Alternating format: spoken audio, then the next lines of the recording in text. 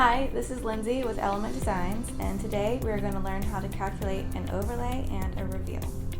So an overlay is the amount of space that the cabinet door covers the side panel of the cabinet box. And the reveal is the amount of space left that you can see on the side panel of the cabinet. So a quick way to calculate this, you'll need a ruler and some blue painter's tape.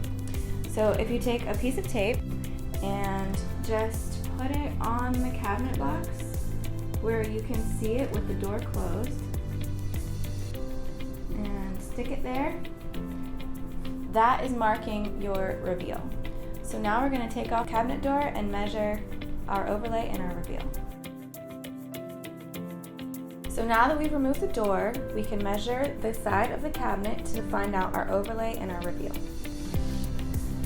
So now we measure and we can see that the reveal is about 1/8 of an inch or 2 millimeters, and the overlay, which is the part of the cabinet not covered by tape, is about 3/4 of an inch or 19 millimeters. So now you know how to calculate an overlay and a reveal. Thanks for watching.